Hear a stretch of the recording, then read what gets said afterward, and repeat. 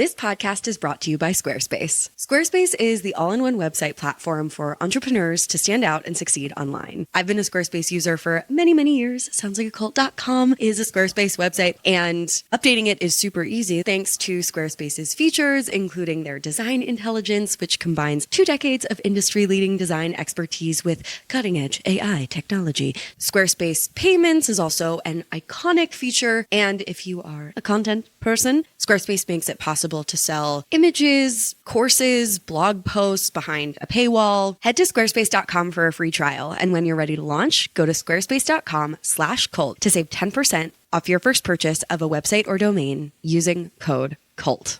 Oh God, it is the holidays, a time that is, of course, joyful and jolly, but also stressful. And if you don't already have a therapy practice, now might be the time. Enter Rula. Finding a good therapist is hard enough, but finding one that actually takes your insurance makes the challenge 10 times as hard. But Rula does things differently. They partner with over 100 different insurance plans, making the average copay just $15 per session. No wait lists, no frustrating back and forths. Thousands of people are already using Rula to get affordable, high-quality therapy that's actually covered by insurance. Visit Rula.com/cult to get started. After you sign up, you'll be asked how you heard about them. Please support our show and let them know we sent you. That's RULA.com/cult. You deserve mental health care that works with you, not against your budget. The views expressed on this episode, as with all episodes of Sounds Like a Cult, are solely host opinions and quoted allegations. The content here should not be taken as indisputable fact. This podcast is for entertainment purposes only. Okay, I'm gonna switch up the energy here because my favorite conspiracy theory that I believe in is that had a micro penis. Without a doubt. The evidence is there. Yeah. It's a nice thought, even if it's not true. It's true.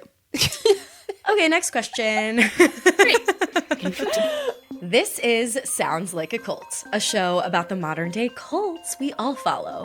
I'm your host, Amanda Montell, author of books including Cultish and The Age of Magical Overthinking. And I'm Chelsea Charles, your co-host and unscripted TV producer. And I'm Reese Oliver, your other co-host, Sounds Like a Cult's resident rhetoric scholar. Every week on the show, we discuss a different group or guru that puts the cult in culture, from Disney adults to MLMs, to try and answer the big question. This group sounds like a cult. But is it really?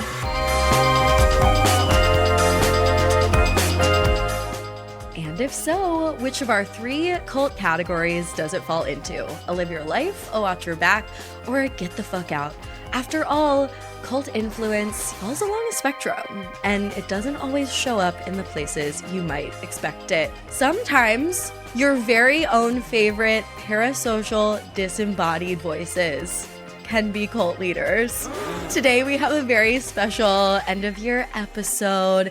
It's not traditionally formatted. I hope that's okay. We're letting you know up front. Did you two see? There was a comment when I did a feed drop of my Magical Overthinkers episode about weddings on the Sounds Like a Cult feed, because I was like, this was gonna be a dark week. I'll just throw this in there so people have something to listen to. And someone commented and was like, I was so disappointed that you didn't announce earlier that this wasn't a traditional Sounds Like a Cult episode, because I had already gotten in the shower and I wasn't able to switch it off. And I was like, Okay. That feels like an overshare. I'm so sorry to whoever that listener is. We are unfortunately not responsible for your shower behaviors. I know. I was like, I don't know if you meant to say that out loud. So first Intended world. don't. Come on now. But in case anyone is in the shower, I'm letting you know right now that this is going to be a great episode. It's going to be unfiltered, unhinged, unstructured. Actually, no, that's a lie. This is a structured episode. We're talking about our experiences as culty podcast hosts, and we're doing that by answering a bunch of listener submitted questions sent in via our Instagram at Sounds Like a Cult Pod, and they're really juicy and fun. But before we get into the questions, I wanted to ask both of you, Reese and Chelsea, 2025 was the first full year that you both were co-hosting this podcast with me. I don't want to get too love bomby too early on, but it has been the joy of my life. I am just so grateful for you both. But I wanted to ask, now that you've hosted this show for a year and change, what do you think is the cultiest thing about being a podcast host, especially of Sounds Like a Cult? Well, first of all, I don't know why I said first of all as if I have something to say because I don't. I just wanted to respond to the love. I also love you and I love this job. And I have so much fun getting cultie every week and chatting with all of you culties as well. As for the cultiest thing about the job. I have something. Okay, go. I think the cultiest thing is that it feels like anytime that I say that I'm a podcaster, that I'm in some like exclusive world that other people just don't understand. I think it's extremely culty. Because like, you know, people have all these questions and then I feel like this obligation to have to kind of get into it, but it's coming from a place of like, I know you just won't get it. You know? That's what I feel is culty. So like you feel kind of like a wizard behind a curtain, but also like there's literally no way to show you what's behind here. Exactly. Exactly. Yeah. I have similar feelings about a different aspect of the work. Like I find most people I talk to, like the podcasting thing, once I kind of explain what I do, that's relatively straightforward. It's when they get to the like, what do you talk about on the show part? And I explain that we talk about cults and there's always a reaction there. And that reaction there lets me know that I am part of a very special group of people that like to giggle in this cult space. And it's polarizing. Not everybody's down. Not everyone's down to clown. Yeah, because there is a lot of clownery on this show, which is allegedly about cults. And as you both know, doing like a funny tee-hee-hee treatment of groups that are sometimes pretty seriously harming people is not always easy, and not everyone who tunes in is down, but the girls who get it. And that statement alone makes Sounds Like a Cult a culty podcast. It's like, of course, I think we're all open to feedback with regard to like how to make this show better, but we're not open to feedback that wants us to like completely change who we are or completely change the premise of the show, even though it might come across as like a little bit offensive to like certain people. I like see comments sometimes that are like, stop making fun of Christianity, and I like respectfully no. Not gonna happen. Billy, no. It's tough. Like we're laughing alongside our fellow culties. That is a core value. Sounds like a cult. Core tenet. Yeah, a core tenet, a core commandment. But at the end of the day, like there are some groups that I will be laughing at. Yeah. And You just have to. Mormons are one of them.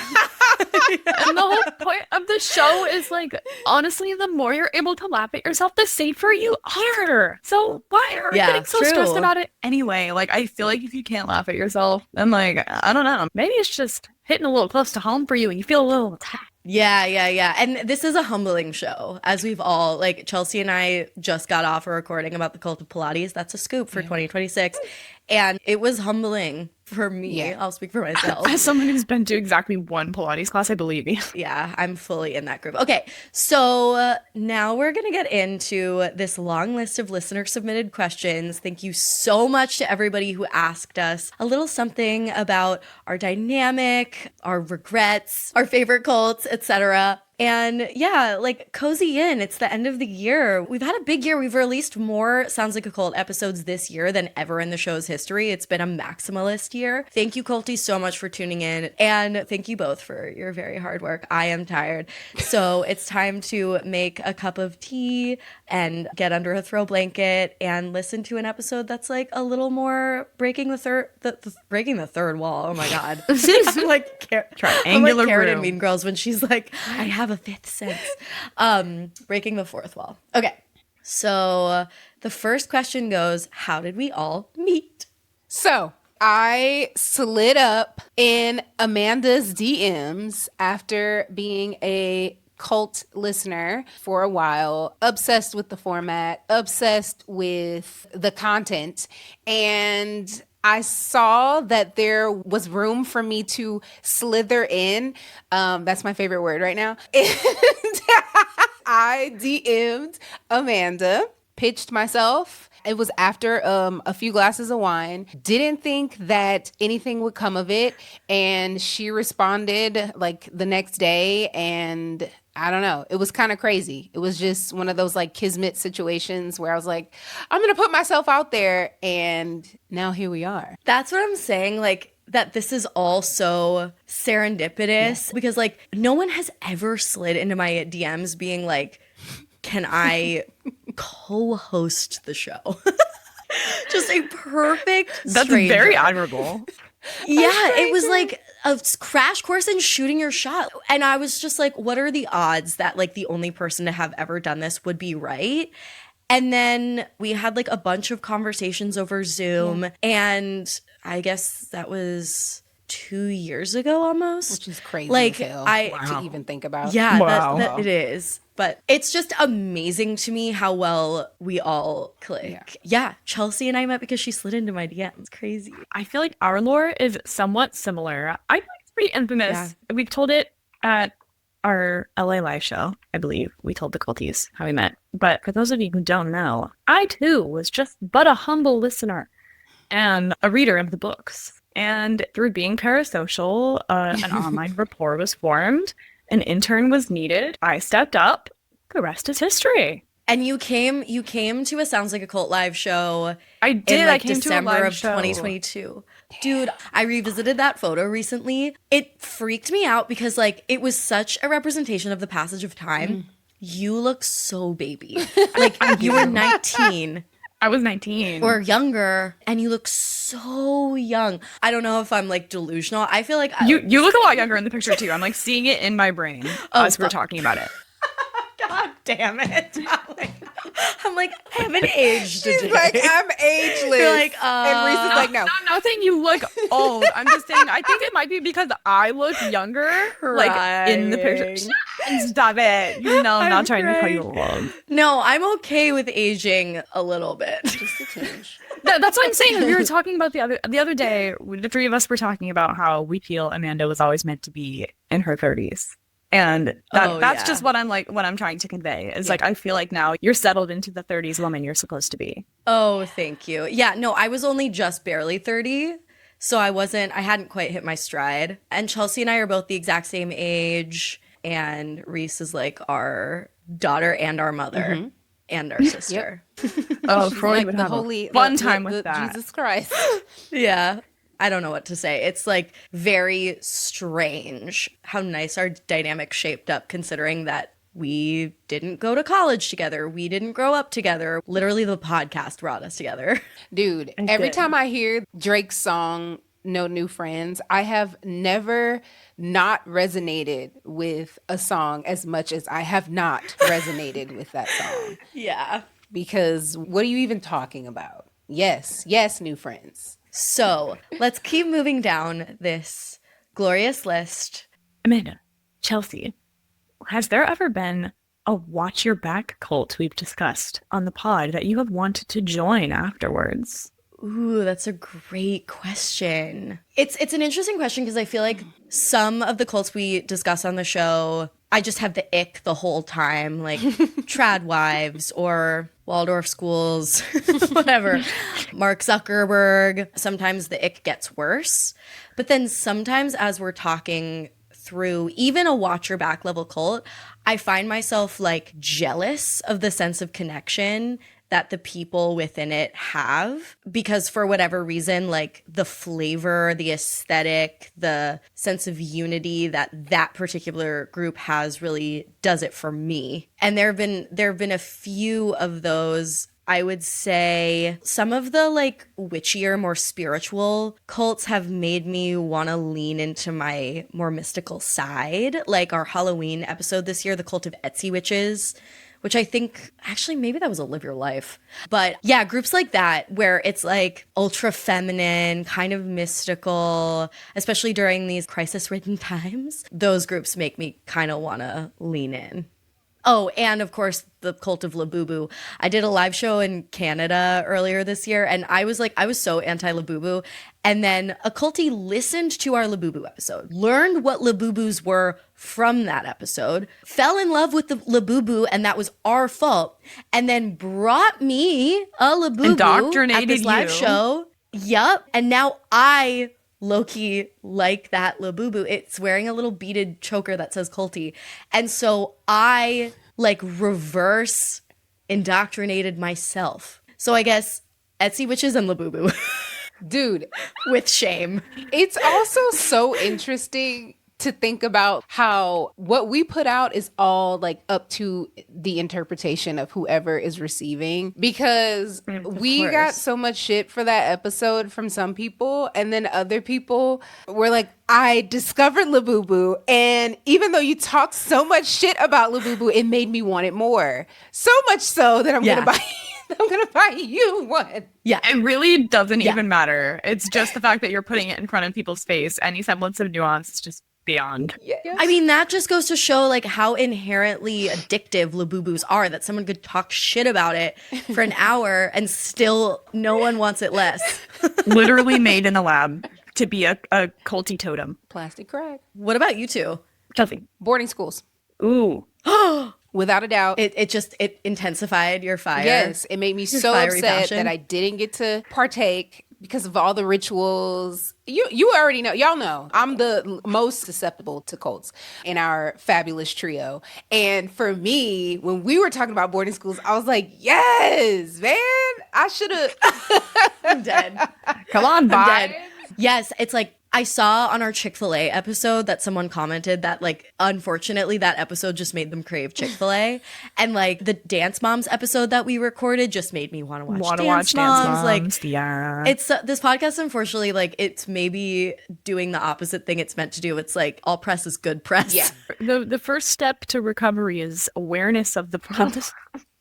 So, yeah. adopting the problem is the first step in being aware. If you're aware of the problem before you adopt the problem, there's still layer preventative work being done there. Oh yeah. No, I agree. Eyes wide open. And with that, I will say that I have been tempted. I full disclosure, I don't remember if these are fully watch your backs, but I have been tempted by van life and roller derby. I think both of those things sound incredibly fun, even though both roller skating and driving terrify me. Dude. But I would like to try it out. Ooh, okay. So if I were to classify each of our culty aspirations based on our answers or our culty identities, Chelsea's would be like elitist, dark academia. That's what I think of when I think of Chelsea, for sure. I mean, like the opposite. I guess we're all just curious about the thing that we're not. So like, I'm really not like a blindly consumerist spiritual person. And that's probably why I'm so intrigued by witchcraft and Labubus and like demons. Oh, Satanism. That's another one that I'm like, ooh, that's cool. Ooh, always. The cult is always greener. And then like Reese is very much like a grounded academic person who, based on the like the van life and roller derby thing, maybe like deep down wants to let her freak flag fly. Shrek reference on the pod today. All right. Is that a Shrek? I think No, Shrek is Shrek. It's just it's in Shrek. I was writing final about Shrek today, so. Oh, okay. Classic Reese. Shrek reference is an Easter egg for 2026, though. No spoilers.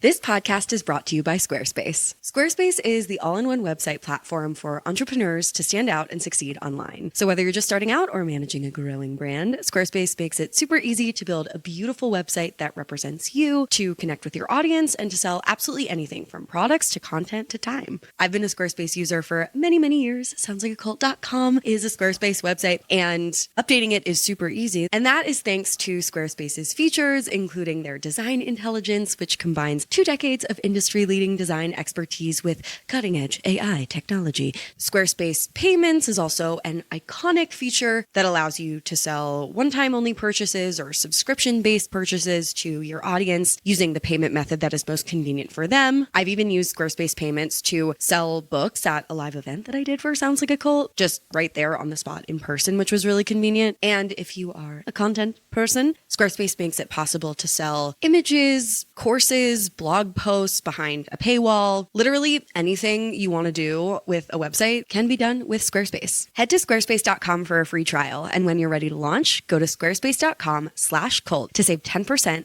off your first purchase of a website or domain using code CULT.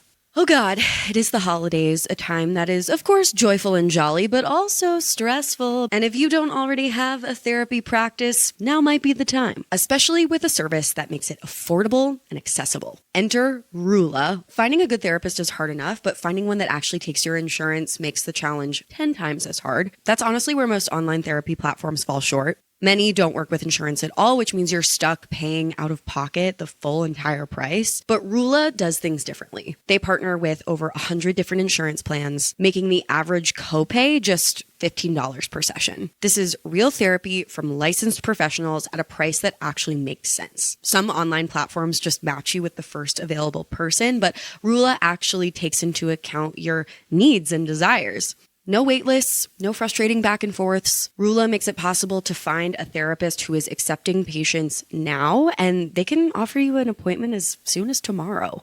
Thousands of people are already using Rula to get affordable, high-quality therapy that's actually covered by insurance. Visit rula.com/cult to get started. After you sign up, you'll be asked how you heard about them. Please support our show and let them know we sent you.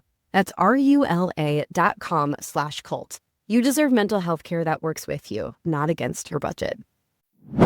Okay. Next question, Chelsea. You want to give it to us? Yes.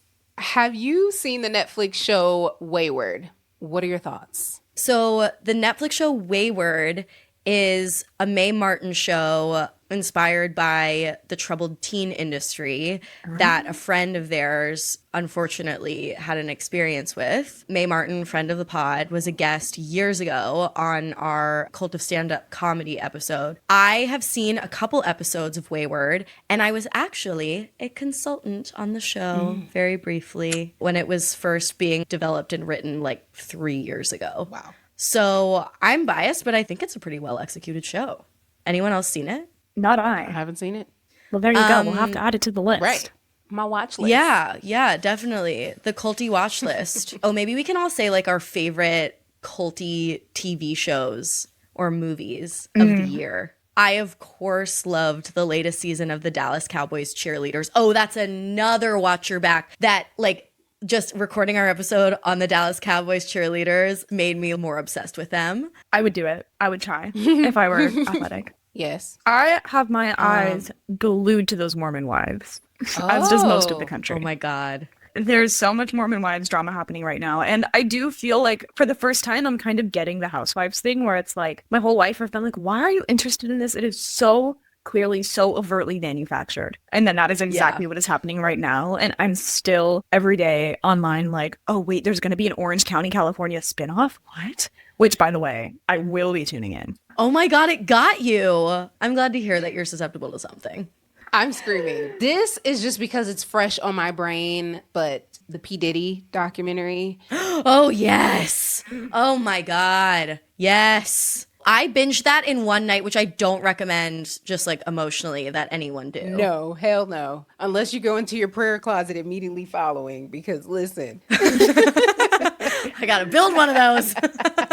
Okay, next question. How do you choose each episode topic on the show? And how do you choose which host will cover which topic? It's a great BTS type question. I can sort of speak to that. So there's a little bit of a calculus as far as which episodes are selected and what order they go in. There's a certain tone that we're trying to capture with every single episode, which disqualifies certain cults that are too easy to categorize. So like a lot of classic cults of yore that like are no longer at large would not be right for the show. But also like active cults that are so polarizing in the culture that the episode would probably just be divisive and cause more harm than entertainment are probably not right. And then like groups that are too kind of on the nose, everybody already knows what there is to be said about this, aren't right for the show. Like, for example, the cult of MAGA, not correct for Sounds Like a Cult. The cult of MAGA wives, yes, because like it's a little more niche. I don't know if you've seen these stats, but 85.5% of our listenership is female. So like whenever there is kind of a more feminine spin to an episode, that will probably set us up for success. And then there's a formula that goes into like not only does the episode topic have to be tonally right for the show, but it has to be culturally relevant. And yet we don't want there to be too many like super timely episodes in a row. We want there to be a mix of kind of like super zeitgeisty ones, but also more evergreen ones. And then a mix of like really mainstream subjects that we know everyone will be interested in, like trad wives, and super, super niche ones like plant parents or roller derby. And then sometimes we'll like last minute toss in an episode if there's like a massive hullabaloo blowing up about a certain group, like the sex lives of Mormon wives or something like that. But yeah, that's how the episodes get chosen. It's like kind of intuitive, but also kind of formulaic. Yeah. And then usually if we suggest a topic, it's kind of implied that we would like to cover it. But sometimes when we are doing more forward thinking, there is a list and we will draft accordingly. And it's pretty much just preference. I feel like that's part of what makes our dynamic so nice, is that we all do have our own little pockets of interest. So there's not usually much infighting. And if there is, the more the merrier. Everybody can do it. Yeah. It's like, you know, it made sense for Chelsea to solo Beyonce because like that's your world, you know, like Reese and I would have nothing to contribute that you couldn't like completely do 100% better than us. And then sometimes it's just a matter of scheduling. Like sometimes 2 out of the 3 of us are busy. And that's, for example, the reason why I soloed anti-vaxxers. You know, it's not like I was the only one who could take that on. It's just that, you know, I was available. But I would say it's a mix. Like we do have a spreadsheet where we choose topics ahead of time, but we also incorporate listener suggestions. So like, please do keep leaving those on our Instagram posts or emailing us at soundslikeacultpod@gmail.com. We really, really do pay attention. And sometimes we won't get to the listener suggestions until like years later. But like the reason why we did marching band is because we had gotten such consistent requests for that for so many years. So we were finally just like, okay, this is evergreen. There's enough kind of niche interest in this that we should ultimately do it. And so we did. So like be persistent. We really do listen to the suggestions. So, Amanda, Chelsea, this is a fun question. What is the most unhinged conspiracy theory that each of you believe in? So, you know what? This is a funny question because I actually was just talking to my brother-in-law about this, and he told me that I need to submit this to the My Mama Told Me podcast. My craziest conspiracy theory that I believe is that I went to Magic City a few weeks ago, and you know, you got to get strip club in Atlanta for anyone. Oh, yeah. Who doesn't know? Yes, sorry. So, strip club in Atlanta, very famous, referenced in so many songs. But it is a thing. When you go to Magic City, not only do you experience Magic City, but you have to get the wings. The wings are what they are famous for. So we got the special wings that had one of the NBA players leave the COVID bubble, the NBA COVID bubble. He snuck out, he went to get these wings, and he was fined and he got in trouble. We got his special wings. My theory, when these wings showed up, they were the size of a quarter. Stop it. They were the size of a quarter. Here's my theory. My family, I think I've talked about this a lot. My family has had the same farm in my family for generations. I come from a farming family. We raise quail, guinea, turkey, and chicken. I know the difference between a chicken. The girl knows her poultry. And a motherfucking quail. And I think that the chicken wing industry Quail has wings? been infiltrated by quail. That is scathing. Yeah, it is. And your supporting arguments are very compelling. I'm on board. That's all I'm saying. I buy it fully. That's all I'm saying. She rests her case. Reese, do you have a conspiracy theory? I do. I stole this from my best friend because I'm not a very conspiracy theory laden gal, but she convinced me of this one. I think that a big part of the reason why there are so many god-awful new musicals that are based on movies. So like I recently saw Romeo and Michelle the musical, and she recently saw Devil Wears Prada the musical, and both of them were like the worst pieces of garbage we've ever seen. See also Mean Girls, Beetlejuice. I could go on. Yeah. The theory is that I'm so seated for this conspiracy theory. Right. The theory Which is not really much of a theory at all, and this might be anticlimactic, and I'm like hoping I'm not hyping it up too much.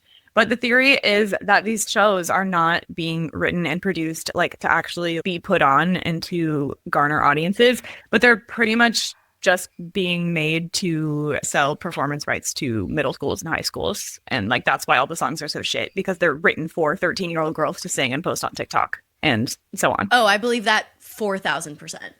Yeah. That's a really They're good like the IP engineering, wild. If you're producing a children's musical, if this is some behind the scenes knowledge, if you don't know, usually like just by the time you have like the rights and like script materials, so this is not the cost of your crew, your costumes, your set, anything. Literally just by the time you have the rights and your scripts, you're usually out probably like 7 or 8K. Wow. Okay, it's giving MLM. Okay, I'm gonna like switch up the energy here because my favorite conspiracy theory that I believe in is that Hitler had a micro penis. Without a doubt. The evidence is there. Yeah, It's a nice thought, even if it's not true. it's true. Okay, next question. Do any of you ladies regret any of the cult ratings? Like something you went too easy or hard on? No, because they're not that serious. That's what I'm saying. Like, I'm sure there are, and I know there are ones that in the moment I have felt like about, but I just, if I made myself care that much about it, I would never say a rating confidently in my life. And that's, you listen to us for confident ratings. Yeah, I mean, for me, like, I'm sure there are ones that on second listen I would disagree with or have a different take about. But my favorite thing, and it's so fascinating, and honestly, this might be the cultiest thing about hosting this podcast, is when listeners take the cult classification system so seriously. Yeah. Like, some people sometimes will get like legitimately so upset and be like, I cannot believe you called Catholic schools a watch your back when you called Trader Joe's a get the fuck out. That's not a real example, but I'm just like, this is like completely made up. It's there. I'm just like, I'm loving that you like adopted our ideas and like and are really taking them to heart, but please take it with a grain of salt. Like it's just for fun. It's just kind of like a framework to better understand and discuss. It's a framework, and it's also just a technique to get people to listen all the way to the end of the episode. Like, it's really not that deep. Well, and I think it's important to remember that these ratings are also like context dependent. Like, Right. yeah, when we are rating Trader Joe's, we're talking about how dangerous it is, like in terms of what the most dangerous grocery store could be, which, Right. yeah, we're probably going to be more inclined to give a GTFO than like a Catholic school. There's a pretty wide range of ways in which you could harm children, and that might fall kind of low on the list. Like, Right. I mean, technically, right now, Trader Joe's is pretty dangerous with the FDA rollbacks. Have y'all seen the list? They have been having the most listeria breakouts. Outbreaks and a lot of their stuff. So whatever, standing on it. But piggybacking off of Reese, I think that, of course, there are things that we would go back and be like, I changed my mind. But that's because even though we speak so confidently on the pod, none of us purport to know everything and to know it all. And we learn new information every single fucking day when we read. So maybe after we air something, a few weeks later, we read new information that we're like, hey, you know what? Maybe I should have. Totally. And also, like, some listeners allegedly binge, and so they might hear us classify, we do grade on a curve, but if you're binging, you might hear some inconsistencies in our classifications, but we're living like week to week on this podcast. So like, I totally forget I don't have like a catalog of like every classification that we've ever made in my head. None of us do. So we're kind of making the call based on like that week's analysis, but also kind of based on vibes. And so I regret everything and I regret nothing. there we go.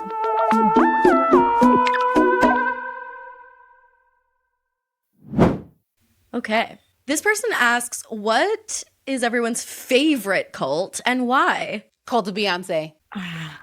Got to. Yeah. Feel so seen. Yes. I just feel it's very parasocial, but I feel super connected to her. And that is a cult that I am so proud of. I don't know. I feel like most of the cults that I'm in that we cover, I'm like slowly deconstructing from. Like, I'm not as much of a Glossier girl as I used to be. So this is kind of a difficult question.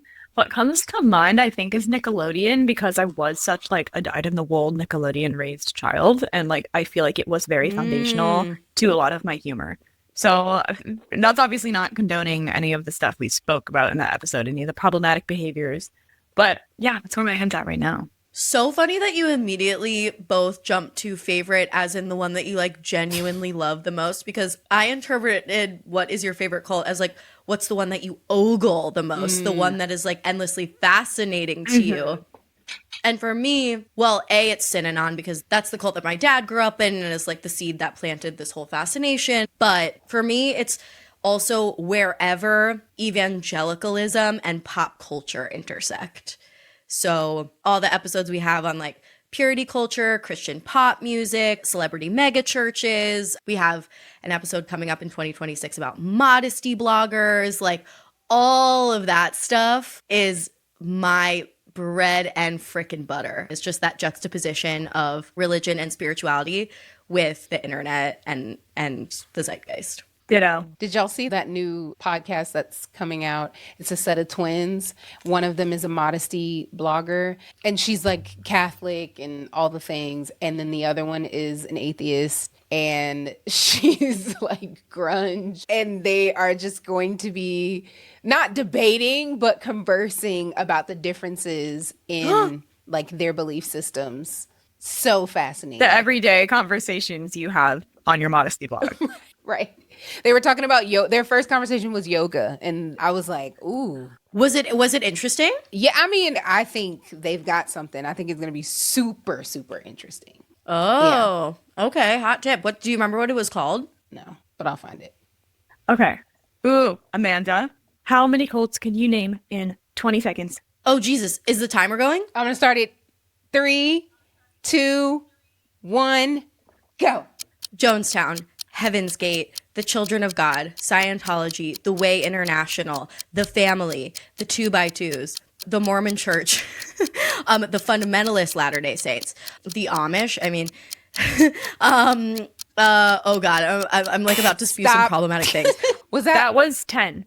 Oh, I thought that was 11. I miscounted. 10. Maybe 11. Okay. Maybe 11. Was it 11? I don't know. I think it was. It's a call every 2 seconds. Yeah, no Synanon though. Oh, weird. Weird. Okay, well, I'm glad that was only 20 seconds. I would have hit a wall at some point and just would have started like saying random words, like the cult of the color blue. Periwinkle. Okay, ladies, what cult should more of us join? something in person that has to do with nature, something that allows you to connect, something hyper social and surrounding nature that also is either free. Yeah, maybe like joining the cult of like a community garden or something like that. The cult of mutual aid. Yeah, exactly. Just something that makes you feel like really outside of yourself and like connected to your neighbors. Is that too earnest an answer? Maybe. Chelsea? Cult of Pilates. Ooh. Community. Hotness. Yep. Stability, core strength. Who doesn't need it? What do you think, Reese? I think Planned Parents is a good answer. What about the cult of theater kids? I don't know if we want more people. No, I do. I'm definitely like if and when I have my little gay son one day, like he's going to theater camp. 100%. Well, I guess just the current state of theater saddens me, but I guess that's like probably how every generation has felt about like the theater the kids these days are getting is no good. I'm sure that's been the sentiment for like millennia. So I'm grouchy. I'm crying. Poor thing. Amanda, it's so funny that you said that because Scotty and I were talking yesterday and I was like, we are going to raise theater kids. Yeah. No debate. Yeah. Mm-hmm. No, I know. Like, what will Casey and I talk about with our child if we can't? You guys are going to be like Rachel Berry's gay dads. Like, yes, that's us. I fear. Oh no, that's so unflattering. Okay. No, it's not. Mr. Berry and Mr. Berry are the best. Next question. Do you tell people in your life if you think that they're in cults, or do you guys just kind of let them vibe? Ooh. It depends. My really close friend, Amanda Core, who actually just launched her own podcast called This Feels By, and I've guested on a couple of episodes, and it's such a cute podcast. She's kind of a culty seeker as a person and has been in a lot of cults in her life, including Young Life for a brief spell when she was in college. She lived and worked on a Renaissance fair for 6 months after college. And in the pandemic, she was a part of this manifestation group called To Be Magnetic. And I was like, you're in a cult. I was like, it's a watch your back, but just, like go in with a sense of critique. Don't like blanket worship. And I think she was appreciative of that. And I was also being like gentle and cheeky in talking to her about it. But there are other people I know who it would not be helpful to say things like, you're in a cult. It would be totally counterproductive and alienating. And so my approach with them is a little bit different. But what about you two? I would say I have lost friendship with someone because they are more susceptible to cults. And I verbalized when they were teetering on joining a cult initially, and they backed away, and then they found another one. And so I will be honest in saying I was not very precious with communicating to them that you in danger, girl. But now in certain conversations, I don't really engage in that way anymore. I get too nervous that I will lose friendships over me verbalizing something like that. So it's really tough because like adults are just going to do what they're going to do and kind of have to learn the lesson themselves. And then, as like an intimate outsider, one either needs to have the stomach to like stick around until they come to their senses or take a step away from that relationship. Yeah. But it's really, really hard to like force someone out of those ideas. Yeah. I think I take a similar approach to you, Amanda, whereas like the more lighthearted cults, like the slacky type cults, I don't even necessarily see as a bad thing because we talk all the time about how like cultishness is not necessarily a bad thing. So if I'm meeting someone new and you tell me that you go to Soul Cycle, I'm like, oh my God, that's such a cult. And then like most of the time people are like, oh my God, it is. And people love to talk about it. And people love to talk about the cult that they're in. People love it. So when it comes to the bigger ones, or the ones that I guess feel a little nearer to someone's worldview, I tend to kind of be a little gentler with, if anything. Like my sister is a very spiritual gal. She loves her some astrology. She loves her some tarot cards. And I think she gets the vibe that I think it's a little bit culty, but I'm never like outwardly judgmental because that's mean and pointless. Yeah, for sure. Should we do the rest as kind of like a lightning round? Sure. Yeah. Okay. Favorite cult that we've covered? Strip clubs. Reborn dolls. Incels. I don't know if I answered that question right. I just like loved that episode. And it was our most popular episode of the year. Wow. Okay. Worst cult you've escaped or wish you escaped? The toxic relationship I was in my late teens and early 20s. I'm going to say the cult of car drivers, which we haven't covered yet. But oh, because you're a public transit girly through and through. I am. I drive my Chevrolets, girl. I don't know. I gotta abstain from this one because I don't know if I've escaped from any. I'm dead. Famously. Yeah, you're still in all your cults. The cult of preppers. How would you navigate the end of the federal government? Yeah, well, we did an episode on the cult of doomsday preppers a few years ago. The world does feel increasingly apocalyptic, especially with the AI race. And I do some light prepping for sure. I don't feel comfortable explaining what that looks like. Okay. But I do. I have a slight plan for if the robots. She has an underground cabin in Palm Beach, Florida reserve with her and Casey's names on it, which is what I'm Not hearing. quite, but yeah, I think that doomsday energy is like increasingly valid. Yep. I don't really have a plan because I think if I have too much of a plan, I can't give my brain to that. So I'm gonna say she's in grad school. I'm gonna say my plan is blowtorch. Okay. Oh, love. I'm gonna ask the next question because it's not applicable to me. Where is your Labubu right now? It's to my left on like a shrine of tchotchkes in a sacred zone. Sacred zone. This next person asks for a book sneak peek because I'm working on a novel, and it's called Where to Put Your Tongue, and it is about a Hollywood dialect coach who gets involved with a very alluring, highly aesthetic, very linguistically driven, but also sort of pervy cult-followed film director. And salaciousness ensues, drama ensues. Oh, I can't wait. It's so fun. Book sneak peek. The working first line is the human vocal tract looks exactly like a vagina. That probably should have been the first sign I was getting myself into trouble. Beautiful. I'm already so excited. It feels like Wordslut's fictional sister. Yeah, very much that. I'm working on it right now, and it's so fun. It's gonna be great. So good. Okay. How would each of you describe your fashion style? A non-culty question. Thank you for asking. What would you two say? I would describe my style as a mix of troubled teen and cat fight at a bar. That is what I like to exude always. Hot. So is hot. beautiful. That's accurate. Thanks, guys. I think it depends. It depends on a lot of things. It depends on the day. It depends on the weather. It depends how much money I have. I think ideally, like if I had all the money in the world, I think I would wear like a period accurate outfit from between the years of 1955 and 1985 every day. Love that. Oh my God. I love people who dress in period clothes. I think it's so fun. Like that's, yeah. I don't know. I think I also find modern fashion very fun, but I think now just the trend cycling, it's not as fun anymore, honestly. Yeah, that's fair. I have 3 looks, and they are brunch princess, professor coquette, and little orphan boy. I cycle amongst those. So like if someone's like, what are you gonna wear to the club? I'm like, I have nothing. Like I can't dress for that No. venue. If I'm not going to like a garden party or like a faculty event or like Whimsical and studious walk. is the vibe. whimsical and studious, or literally like Artful Dodger. Yeah. Best Italian food in LA, where we all have lived at some point. I'll say my favorite Italian food in LA is Felix in Venice.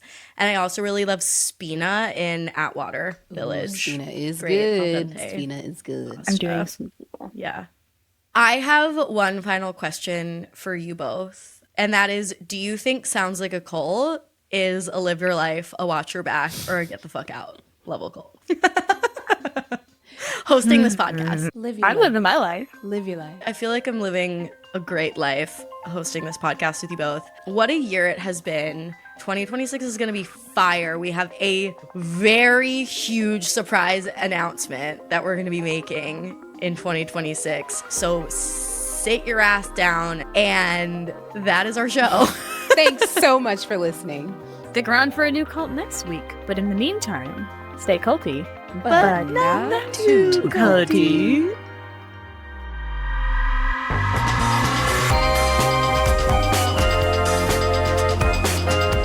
Sounds Like a Cult was created by Amanda Montell and edited by Jordan Moore of The Pod Cabin. This episode was hosted by Amanda Montell, Reese Oliver, and Chelsea Charles. Our managing producer is Katie Epperson. Our theme music is by Casey Cole.